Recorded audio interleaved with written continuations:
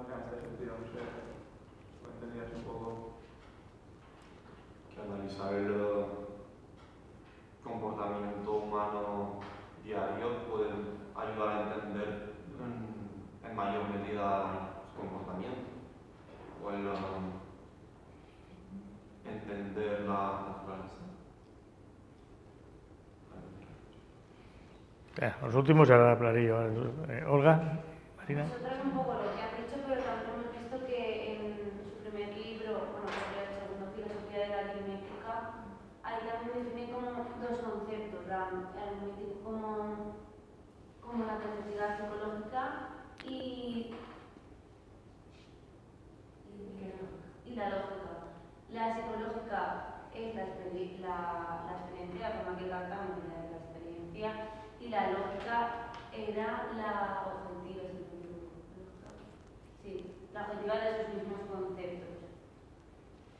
Y luego de eso, a raíz de los conceptos, pasa al libro importante, que es lo que estábamos más explicando. Y además en esas dos divisiones, el propósito de los números naturales pone que hay cuatro puntos, y que primero que son objetos, después que son relativos, que eso significa que al cambiar los objetos cambian también el número que se les asocia, y luego que lo que pone enumerarlos nos percatamos de su sucesión temporal. Esto lo que significa es que no captamos las cosas de forma simultánea, sino que lo vamos captando. No nos captamos a la vez los objetos, sino con el número. Y que los números son irrepetibles, o sea, no tienen su propia identidad. Este me ha quedado un poco más confuso, ¿eh? No me he enterado de mucho. Husserl ahí tiene el concepto de Pogé, que lo ha nombrado Imanol, que yo creo que es interesante aquí, o lo más interesante, que es la capacidad de emanciparse de ese mundo de fenómenos por medio de la epogé. La epogé es una especie de abstracción de los sentidos, de las representaciones, etcétera, etcétera. Cuando consigues tener eso, entonces hay una percepción directa. Esta sería un poco la cuestión.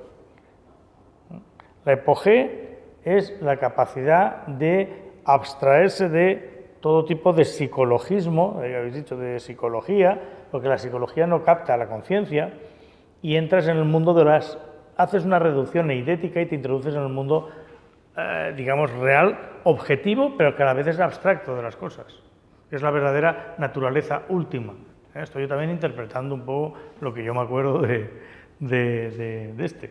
Husserl, ¿no? Entonces, fijaros que ese hipogé es un poco lo que yo había sugerido antes, que es la emancipación del movimiento vital. En la medida que estamos, digamos, separados de esto, de esta corriente psicológica, vital, etcétera, etcétera, podemos ser más auténticos o más nosotros mismos, o más lo que es el ser trascendental. María, cuenta.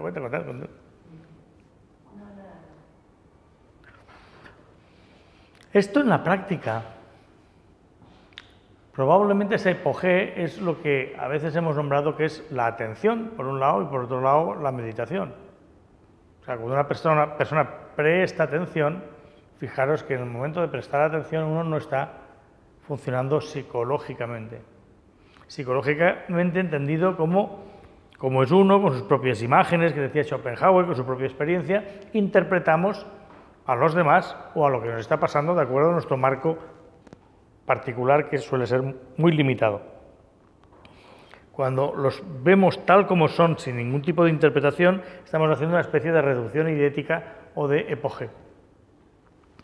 En la práctica, esto es lo que nos estaría diciendo, en la medida que tú practicas la epogé diariamente, hasta cierto punto, eres capaz más de pillar lo que es en realidad la vida y cometer menos errores de acuerdo a tu propia experiencia, etcétera, etcétera.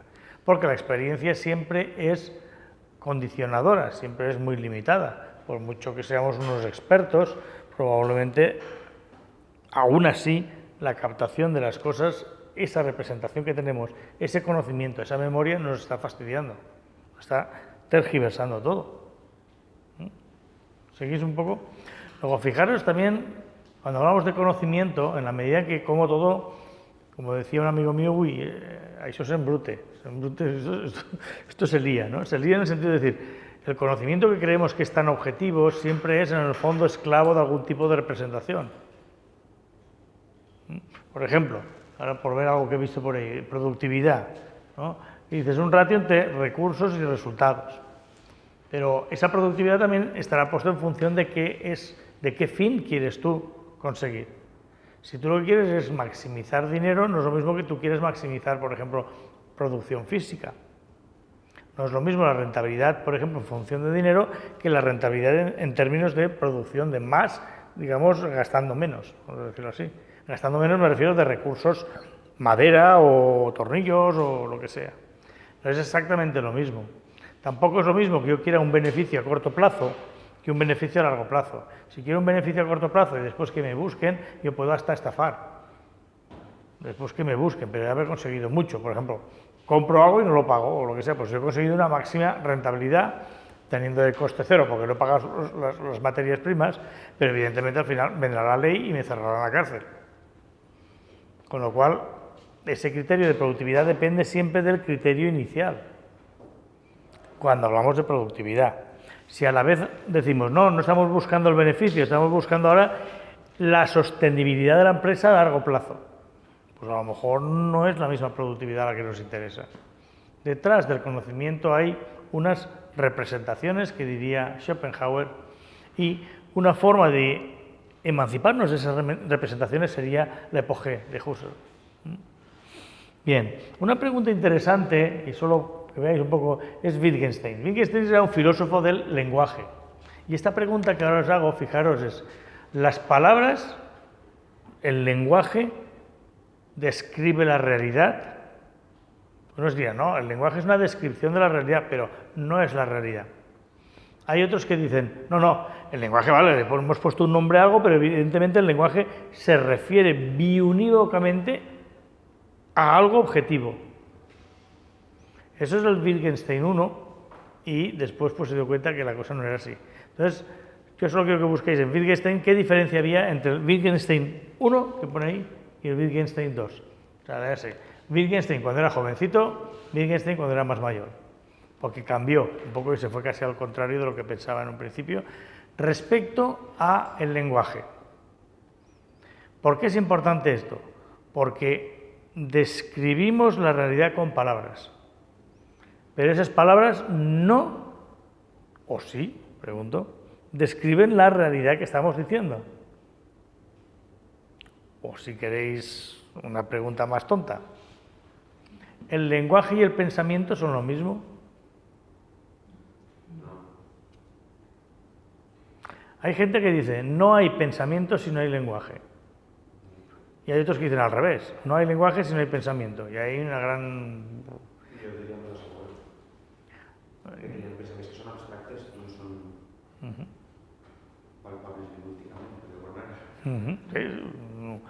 Un concepto de triángulo o de pirámide, vale. Sí, hay otros que no, y ahí hay un... Bueno, vamos a entrar, pero lo que sí que nos interesa es que el problema también del lenguaje, que el conocimiento, por ejemplo, tenga que ver con el lenguaje o no, esta es otra cosa.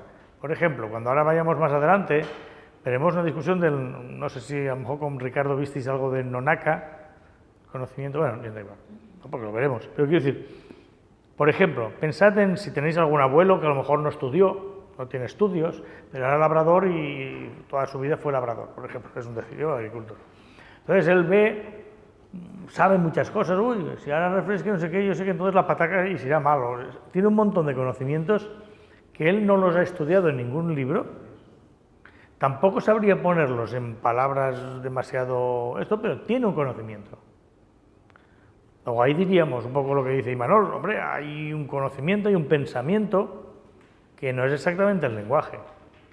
Al revés, podemos venir cualquier estudiante de aquí y saber un rollo, me lo he empollado de memoria y me lo sé, tengo mucho lenguaje y me he empollado de memoria cómo se hacen las patatas y cómo se cultivan, pero yo nunca he cultivado ninguna. Por tanto, después igual voy ahí y se me mueren todas, yo qué sé, no acierto ni una, ¿no? Pero sería un poco el otro punto de vista. Luego, el lenguaje el pensamiento y el conocimiento también son cosas un poco distintas. Y el lenguaje muchas veces, gente dice, puede ir independientemente del mundo real, otros dicen, no, no, el lenguaje solo existe porque existe un mundo real al cual se está refiriendo continuamente. Y esta discusión no es tonta tampoco. Vale, pues solo mirad Wittgenstein ahora, por ejemplo, que decía en su etapa 1 o 2, os lo encontraréis pronto porque siempre se suele hablar del Wittgenstein 1, Wittgenstein 2. ¿Qué quiere decir? Pues Wittgenstein cuando era más jovencito pensaba una cosa y cuando era más mayor se dio cuenta que no, que la cosa era un poco casi al revés. ¿No? Preparados, listos ya, allá vamos. Vale. Vamos a ver. Empezamos por el medio. ¿No tenéis aún? Venga, 30 segunditos. 30 segunditos más.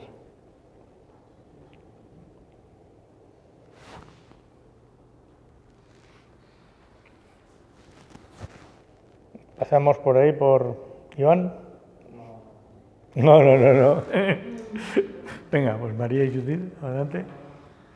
Hey, ya vale ya, ahora escucharnos todos ya, no vale ya buscar. Nosotros hemos encontrado algo que resume un poco esto. A ver, dice que las diferencias principales entre estas dos etapas, ¿vale? Las podemos encontrar en que en la primera hay una valoración del lenguaje ordinario, ¿vale? En el que considera que el lenguaje es imperfecto y que hay que buscar soluciones en formas para encontrar un lenguaje, para encontrar un lenguaje ideal, que no tuviese defectos. O sea, que no tuviese los defectos del lenguaje corriente, vamos, que fuera algo más, ¿cómo decirte? A ver, que no sea tan coloquial, que sea más elaborado, digamos. A lo mejor está diciendo también que sea más universal. Universal quiere decir que, mirad, por ejemplo, un ejemplo tonto. Todo lo que sea cosas de comer se llaman distintos, te vas de un pueblo a otro casi y ya le han cambiado el nombre. O sea, en el pescado, ¿no? Los nombres que se le pone el pescado aquí, allá, rodaballo, el otro no sé qué, cambia tanto, o sea, el mismo... Sí, que no sabes lo que es. Entonces, claro, es un lenguaje excesivamente local, pues a lo mejor ahí la solución, diría él, sería buscar un lenguaje que pues, todo el mundo llamara esto, pues, merluza o lo que sea, un ejemplo, ¿no? Y luego habla de que la segunda parte de este autor, digamos que cambia completamente y no ve el lenguaje ordinario como imperfecto. O sea, antes lo veía imperfecto y ahora no lo ve como imperfecto. Rechaza la teoría del significado y la visión esencialista del significado del lenguaje. Y aquí dice que no existen propios, sino que entre los juegos del lenguaje existen ciertos parecidos de familia, no un significado común. Hay parecidos, pero no hay una universalización del lenguaje. Sí, es que solo estaba escrito. Como diferencias, sí, después hay como Bueno, sí, no, cosas en común, de interés por el lenguaje, que valoran la filosofía y que están, las dos bases están dentro del marco del empirismo. Eso como Como cosas en común de las dos. porque lo otro es lo que se diferencia en las dos etapas. ¿Otros? Té dos etapes, home, la primera és la conceptualització i la segona és més investigació, el que ha pogut veure jo. La primera ell veu el llenguatge com el límit del món, perquè és un mapa o un dibuix de la realitat, que sempre hi ha una relació entre la realitat i el que el llenguatge diu.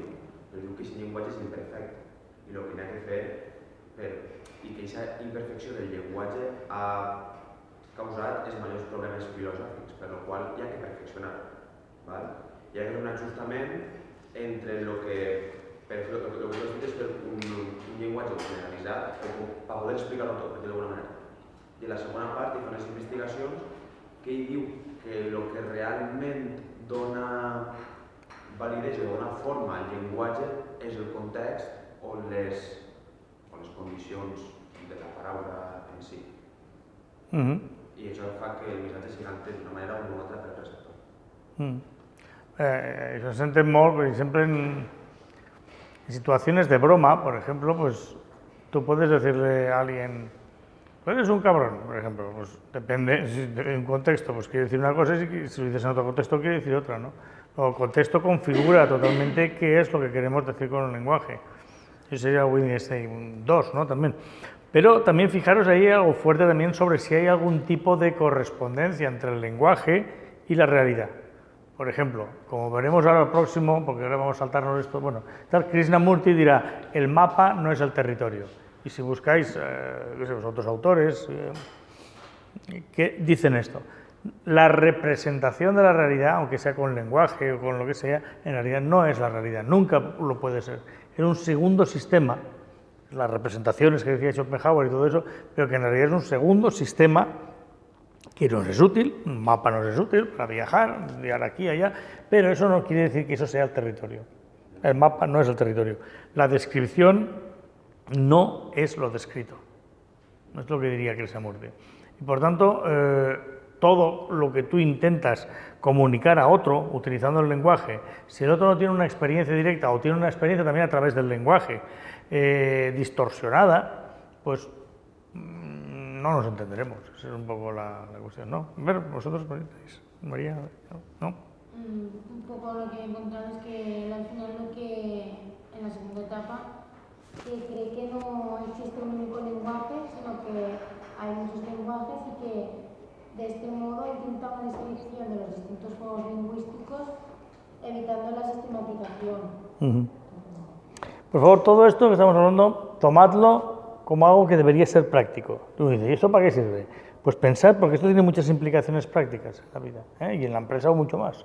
Estamos hablando de cómo gestionamos el conocimiento, qué creemos que es conocimiento, que no, etcétera, etcétera. Irina, ¿algo por ahí? No. No, vale. Vale, pues seguimos aquí, María Jesús. Y...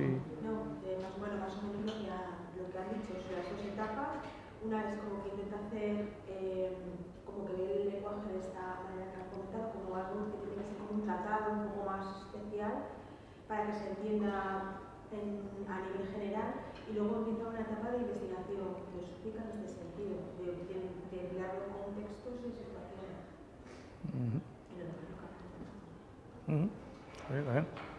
Olga y Marina. Es que fácil. No, vale, digáis sí.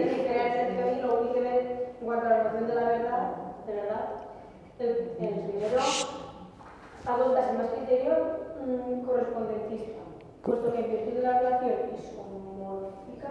¿Iso qué? Isomórfica. Isomórfica, mirad. ¿Isomórfica qué quiere decir? ¿Iso qué quiere decir? Iso en muchos... Iso quiere decir igual.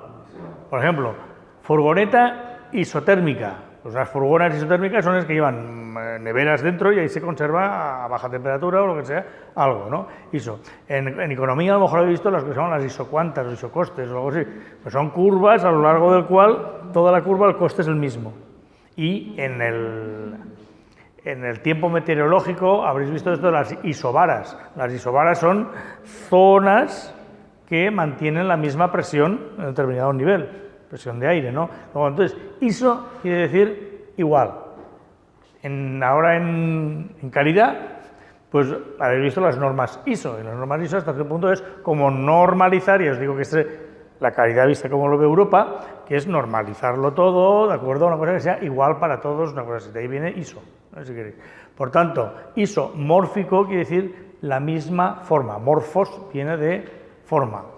Por tanto, cuando alguien dice es isomórfico el lenguaje y la realidad, quiere decir que es lo mismo, que el lenguaje sí que describe, eso sí que es la fase más infantil de Wittgenstein, o la fase más infantil también de un niño.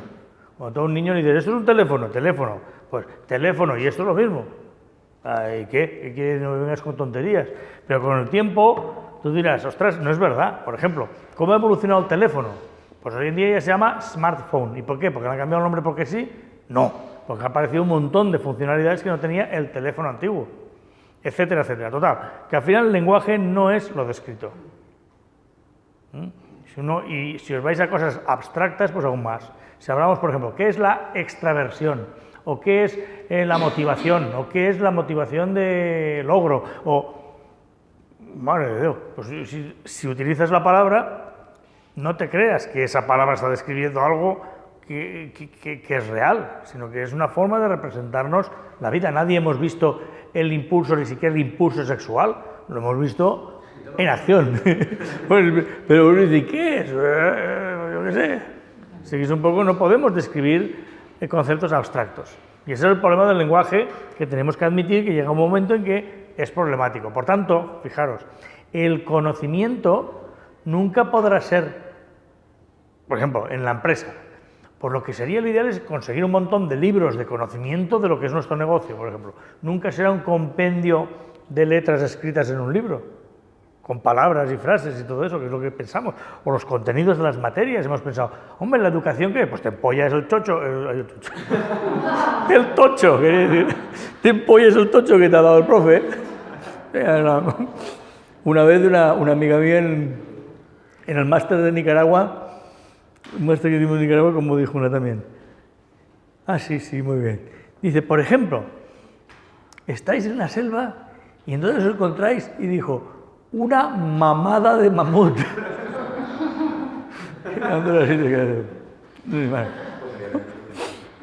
Bueno, era una manada de mamuts. Bueno, creemos que el conocimiento sería este tocho que nos damos de apuntes, o los libros, o lo que sea, o sea, un conjunto de conocimientos que están escritos, el lenguaje. Y alguien te diría, no, el lenguaje nunca llegará a ser el conocimiento. No será más que una parte y una forma de transmitir el conocimiento, pero no llega al fondo de lo que es el verdadero conocimiento. Incluso la verdadera sabiduría de saber hacer cosas tampoco llega al conocimiento, el conocimiento también se queda corto. Esta sería un poco la lección de esto. El lenguaje no es conocimiento. Si yo tengo un tocho así de grande y me lo he empollado, no quiere decir que el conocimiento está en el tocho, el conocimiento estará en lo que yo habré construido. Y lo que yo habré construido, pues a lo mejor no tiene nada que ver, o por lo menos no es lo mismo, no es isomórfico a la realidad, que ha dicho Marina. No es isomórfico, es una representación, es un mapa. Puede ser útil, pero poca cosa más. Esto podéis ampliarlo a muchísimas cosas. Por ejemplo, alguien puede decir, un químico puede saber la composición del vino, por ejemplo, pero un borracho no lo sabe y ni le importa. Yo sé mucho del vino, mira, le pego el vinagre y sé mucho, pero nadie sabe, no sabe ni los efectos que tiene, ni su fórmula química, ni nada de eso, ni le importa. Pero también diría, yo tengo un conocimiento del vino. El otro a lo mejor tiene un conocimiento teórico, porque a lo mejor este señor no bebe. Es un poco que hablábamos. Luego, el conocimiento y el lenguaje ya son también cosas distintas. Bien, como ya creo que se habrá acabado, a ver, esto... Vale, os digo una cosa para el próximo día. Por favor, miraros qué es esto del postmodernismo. La postmodernidad. No sé si lo habréis visto en algunas otras asignaturas. ¿No? Bueno, pues... Bueno, el movimiento postmoderno, vais a encontrar millones de páginas web, pero es muy importante, porque el movimiento postmoderno es un movimiento que aún no ha llegado ni siquiera a las aulas. Ya se ha pasado ese movimiento, porque ahora hay más otras cosas, pero es curioso cómo aún las asignaturas y la forma de enfocar todo, la empresa y todo, aún estamos en el pensamiento moderno, no en el postmoderno. Sin embargo, postmoderno hace una crítica radical y tiene mucho que ver con esto de las representaciones y todo esto. Vale, pero eso será el próximo día. Con esto ya... ¡Ay! En la gestora no nos han dejado hacer ese cambio, básicamente. Hablo ahora con Ana, ahora cuando esto, y bueno, nos han dado muchos consejos que no, que puede ser muy problemático, que un solo alumno no quiera, podemos buscar unas cosquillas, en fin, no lo sé. Entonces, he hablado con Ana y bueno, pues lo dejaremos para el año que viene y ya está. O sea, al año que viene que lo haremos oficial, me refiero. Sí, pero informalmente ni que pasar a la... O sea, yo tendría que venir a la tarjeta de ella, es un poco raro, ¿no?